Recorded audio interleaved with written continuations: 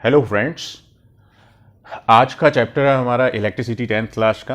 दो पार्ट्स में, जितने भी फिजिक्स के चैप्टर होंगे वो दो पार्ट्स में होंगे, एक में थ्योरी होगी और एक में न्यूमेरिकल्स होंगे उसके। तो ये जो है हमारा थ्योरी का है पार्ट। नाउ इससे पहले कि हम शुरू करें, प्लीज़ इस वीडियो को लाइक कर दें, शेयर कर दें, और अभी तक अगर आपने चैनल सब्सक्राइब नहीं किया हमारा तो प्लीज़ उसको सब्सक्राइब कर दें। इससे होता क्या है कि हमें मोटिवेशन मिलती है इस तरह की वीडियोज़ बनाने की, और बेल आइकॉन ज़रूर दबा दें। इससे क्या होएगा कि जैसे हम नई वीडियो अपलोड करेंगे वो सीधा आप तक पहुंच जाएगी। तो शुरू करते हैं इलेक्ट्रिसिटी। ना पहली जो चीज़ है इसके अंदर वो है इलेक्ट्रिक करंट।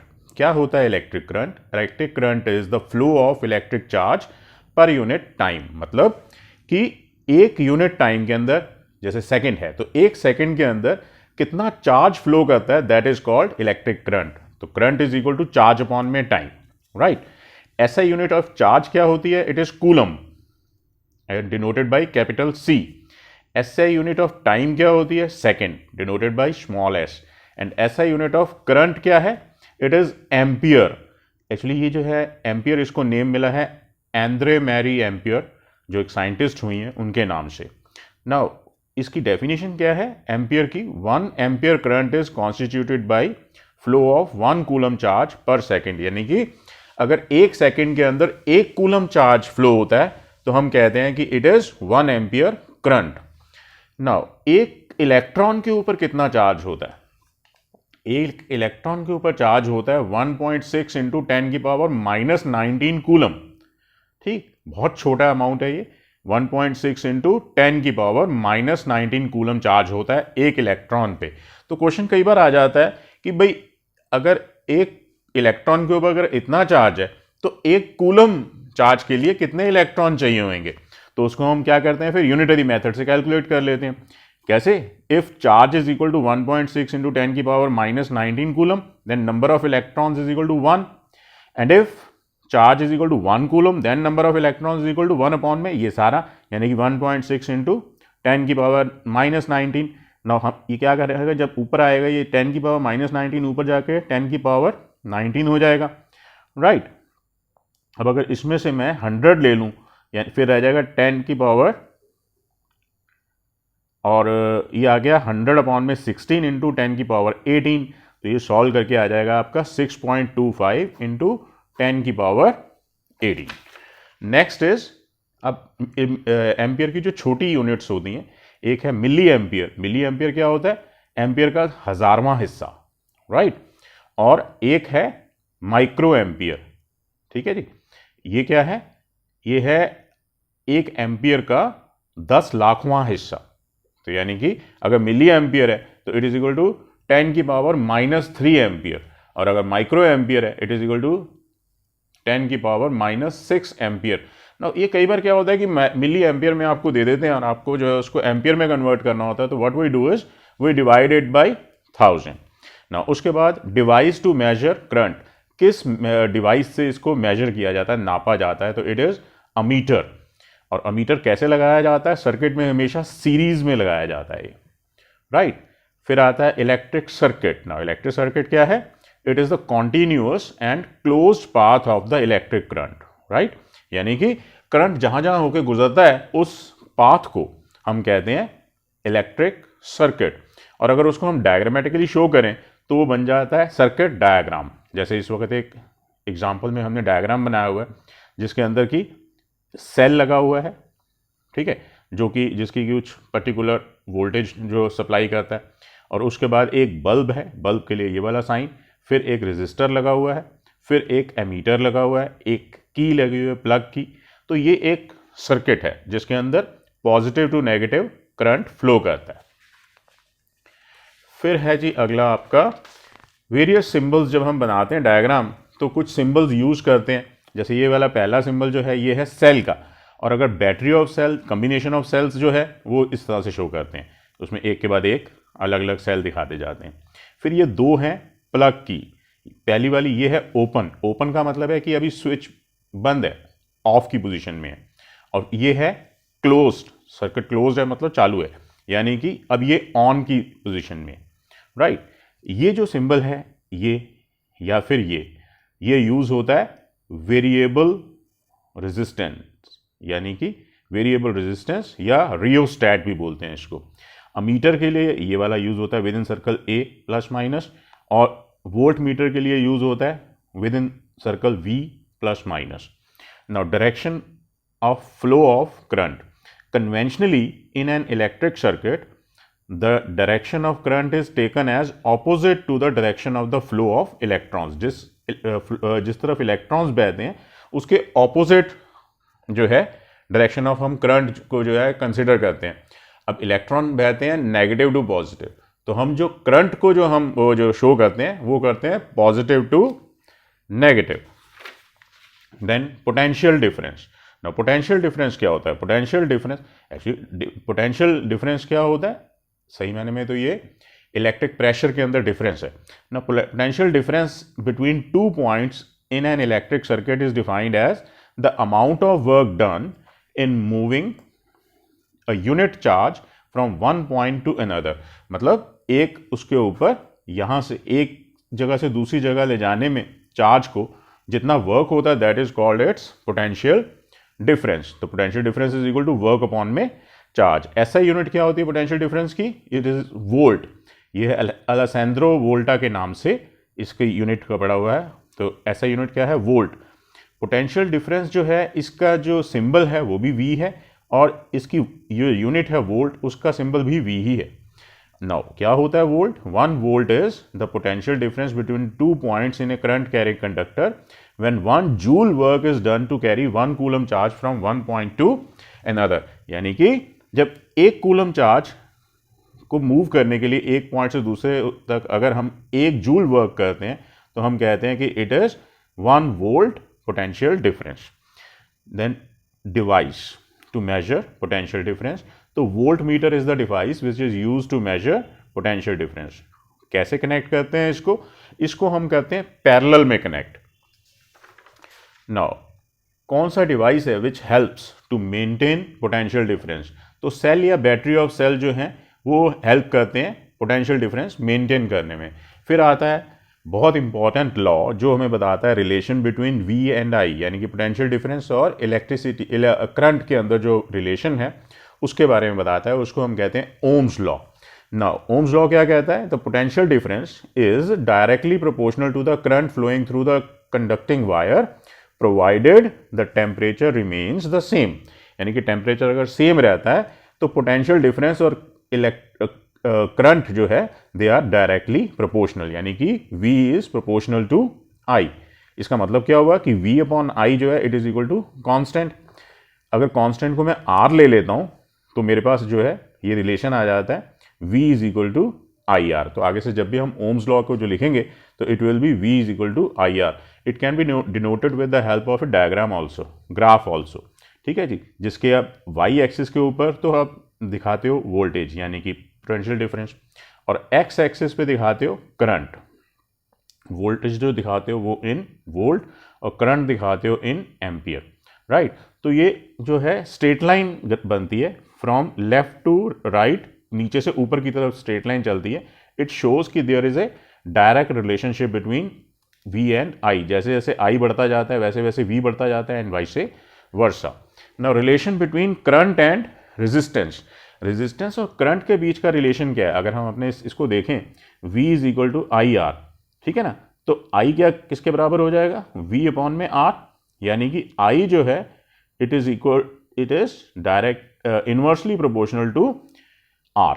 तो अगर it is inversely proportional to R तो इसका मतलब क्या हो गया कि less resistance more current and more resistance less current, right. Next है हमारा वेरिएबल रेजिस्टेंस और रियोस्टैट किसे कहते हैं, राइट। तो a component used to regulate that is increase और decrease current without changing the voltage source is called variable resistance और rheostat. यानी कि वो कंपोनेंट जो कि यूज किया जाता है टू रेगुलेट करंट विदाउट मतलब बिना वोल्टेज को छेड़े हुए अगर हम करंट को ऊपर नीचे कर पाएं तो उसको हम कहते हैं वेरिएबल रेजिस्टेंस या rheostat. Now factors on which resistance depends. तो रेजिस्टेंस 3 फैक्टर्स पे डिपेंड करती है। एक तो है नेचर ऑफ उसकी, दूसरा है लेंथ ऑफ द कंडक्टर, और तीसरा है area of the cross section. ना नेचर का मतलब होता है रेजिस्टिविटी, कि वो जो मटेरियल है कि उसकी रेजिस्टिविटी कितनी है। ना रेजिस्टिविटी क्या होती है? रेजिस्टिविटी होती है कि एक 1/1/1 यूनिट मीटर क्यूब का जो सब्सटेंस है वो कितनी रेजिस्टेंस देता है करंट को, that is called its resistivity. तो it is the resisting power of a specified material to the flow of electric current. It is denoted by rho. इस तरह से जो पी है थोड़ा सा पीछे की तरफ कर दिया, it is called rho, and its SI unit is ohm metre, that is omega M, ohm metre. It is the resistance posed to the current by the cube of 1/1/1 metre cube of a substance। तो ये हर एक उसकी जो है characteristic property होती है, इससे हमें पता चल जाता है। जैसे हमें है कि भाई किसी भी सब्सटेंस, जितने भी जो सब्सटेंस है, अलग अलग मेटल्स हैं, उनकी एक स्पेसिफिक रेजिस्टिविटी होती है। तो एक तो उस पे शो करता है ना, रेजिस्टिविटी जितनी ज़्यादा होगी उतना वो कंडक्टर अच्छा हो, उतना जो है वो इंसुलेटर बन जाएगा, यानी कि करंट को अपने अंदर से जाने नहीं देगा। और रेजिस्टिविटी जिसकी कम होगी तो वो उतना अच्छा कंडक्टर बन जाएगा, वो अपने अंदर से करंट को जाने देगा। देन लेंथ, लेंथ क्या है? अब लेंथ ऑफ द वायर, तो इसकी ऐसा यूनिट होती है मीटर ना। लेंथ जितनी ज़्यादा होगी उतना रेजिस्टेंस बढ़ती जाएगा, तो जितना रेजिस्टेंस बढ़ता जाएगा उतना करंट कम होता जाएगा, right. Then area of cross section ना, area of the cross section का मतलब होता है कि जो वायर की मोटाई है एक्चुअल में वो कितनी है। अगर ऑर्डिनरी उसमें जो आम भाषा में हम बोले तो उसकी मोटाई कितनी है। तो जितना ज़्यादा मोटाई होगी, यानी कि जितना ज़्यादा एरिया ऑफ क्रॉस सेक्शन होगा, उतना रेजिस्टेंस कम होगा, क्योंकि रेजिस्टेंस और एरिया दोनों इन्वर्सली प्रोपोर्शनल है। एरिया ज़्यादा यानी कि मोटा ज़्यादा होगा तो रेजिस्टेंस कम होगी, इस वजह से करंट का फ्लो ज़्यादा होगा।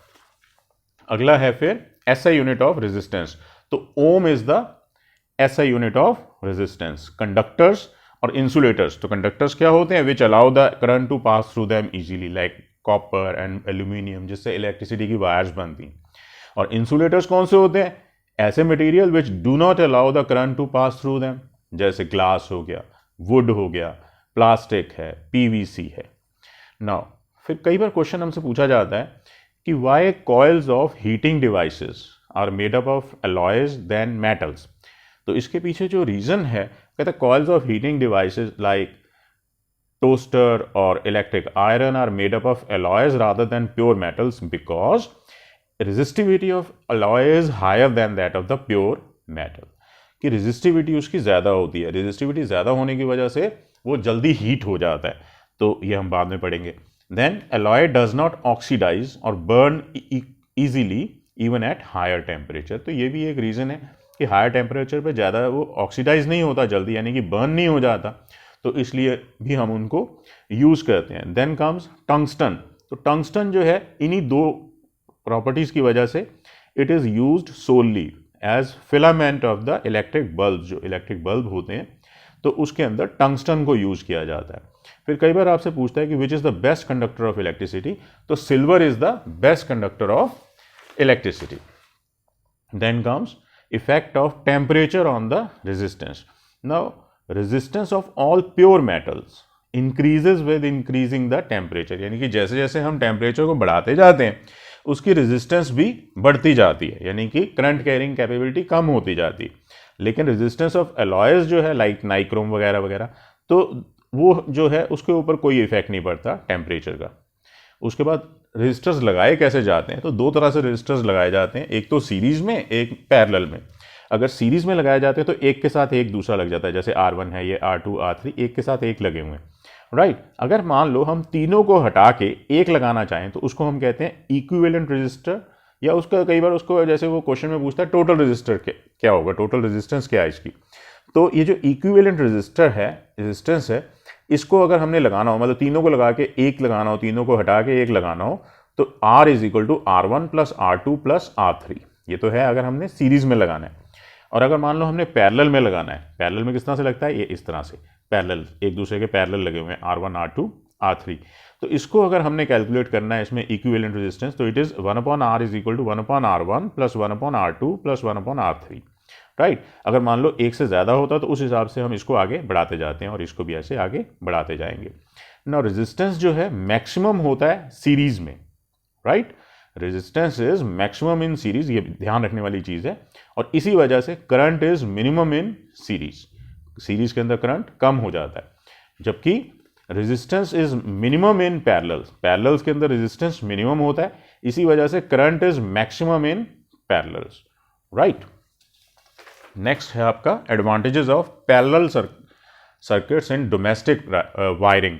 नाउ ये कई तरह से क्वेश्चन पूछा जाता है कि what are the disadvantages of से सीरीज अरेंजमेंट, या ये भी पूछ लिया जाता है कि why series arrangement is not done in domestic wiring, या why parallel circuits is done in domestic wiring. तो आंसर सबका एक ही है, राइट। आपको पता होना चाहिए कि भाई पैरेलल के क्या फ़ायदे हैं और उसके विज विज जो हैं सीरीज के क्या नुकसान हैं। Now if one electric appliance stops due to some defect, then all other appliances keep working normally, which is not possible in series circuit. तो क्या है कि पैरेलल सर्किट के अंदर मान लो कि अगर एक अप्लायंस खराब हो जाता है तो दूसरे जो अप्लायंसेस साथ के साथ अप्लायंस हैं वो चलते रहते हैं, जबकि सीरीज वाले में क्या होता है, अगर एक अप्लायंस खराब हो जाए तो सारा का सारा सर्किट ब्रेक डाउन हो जाता है, तो सारे रुक जाते हैं। दूसरा है इसका, in parallel circuits each electric appliance has its on switch for on and off, तो हम उसको आराम से कंट्रोल कर सकते हैं, which is not possible in case of series arrangement। उसमें क्या है कि सबके लिए एक ही सर्किट, एक ही स्विच होगा। फिर है in parallel circuit each electric appliance gets same voltage, ठीक है ना भाई, क्योंकि सबके पास इंडिपेंडेंट जा रहा है तो सबके पास वोल्टेज जो है वो सेम होती है, जितना जो पैरेलल सर्किट होता है उसके अंदर वोल्टेज हर जगह पे सेम होती है। Due to this all the appliances work properly. फिर है ये सीरीज में अरेंजमेंट में पॉसिबल नहीं होता। फिर होता है overall resistance is minimum in parallels, ठीक है जी, पैरेलल सर्किट के अंदर जो है रेजिस्टेंस सबसे कम होती है और इस वजह से जो करंट है it is maximum in it. फिर आता है joules law of heating. Now, Joule's law of heating क्या कहता है? Joule's law of heating, it states that when current is passed through a conductor, heat is produced, right? This heat is directly proportional to the square of current. That is, heat is directly proportional to I square. This heat is directly proportional to the resistance of the conductor. That is, H is directly proportional to R, and heat is directly proportional to the time for which the current flows through that conductor. That is, H is directly proportional to T. Now, H is directly proportional to I square, H is directly proportional to R, and H is directly proportional to T. इनको सबको इकट्ठा कर दें तो हमारे पास formula आ जाता है H is equal to I square RT. H is equal to I square RT. Then comes applications of joules law of heating की कहाँ कहाँ यूज़ होता है। तो जितने हीटिंग सिस्टम्स हैं उसके अंदर यूज़ होता है, जैसे इलेक्ट्रिक आयरन है, इलेक्ट्रिक हीटर है, इलेक्ट्रिक ओवन है, इलेक्ट्रिक टोस्टर है और फ्यूज़ है, इन सब के अंदर Joule's law of heating use होता है। देन इलेक्ट्रिक पावर, पावर क्या होती है? It is rate of doing work. तो power is equal to work upon में टाइम। ऐसा यूनिट है इसकी watt, correct, denoted by capital W, watt ऐसे यूनिट पावर की। नाउ इसकी 1 what power is when 1 joule work is done in 1 second. 1 second के अंदर अगर 1 जूल वर्क होता है तो हम कहते हैं it is 1 what power, right. ऐसा यूनिट ऑफ एनर्जी क्या है? It is joule and denoted by capital J। Work की, हीट की और एनर्जी की ऐसे यूनिट्स तीनों की सेम ही है, joule. Now commercial unit of energy क्या है? Kilowatt hour, kWh। तो व्हाट इज द, कई बार पूछता है कि what is the relationship between SI unit and commercial units of energy. तो अगर हम इसको खोलें 1 kilowatt hour is equal to 1 kilowatt into 1 hour. 1 kilo का मतलब होता है 1000, 1 किलोवाट का मतलब हो गया 1000 वाट इंटू 1 आवर के अंदर इसकी ऐसा यूनिट है सेकेंड्स, तो एक आवर के अंदर होगी 3600 सेकेंड्स होते हैं, तो ये हो गया 1000 वाट इंटू 3600 सेकेंड्स। इनको इकट्ठा मल्टीप्लाई करते हैं तो it will be 36 lakh watt second. Now watt second is joule, तो ये हो गया 36 लाख वाट सेकेंड। अगर इसको हम स्टैंडर्ड फॉर्मेट के अंदर लिखें तो इट विल बी 3.6 इंटू 10 की पावर 1 2 3 4 5 6, 10 की पावर 6 जूल्स। तो 1 kilo watt hour is equal to 3.6 into 10 की पावर 6 जूल्स। आई होप आपको समझ आया होएगा ये चैप्टर। ठीक, अगर किसी भी तरह की कोई भी दिक्कत होए, कोई भी प्रॉब्लम होए, तो आप कमेंट बॉक्स में ज़रूर मुझे लिखें। I will try my best to solve all your problems.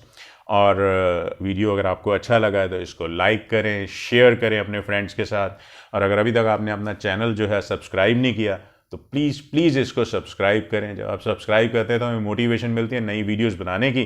Bell icon ज़रूर दबा दें, क्योंकि जैसे ही हम नई वीडियो डालेंगे वो सीधा आप तक पहुंच जाएगी। Thank you, all the best, good luck.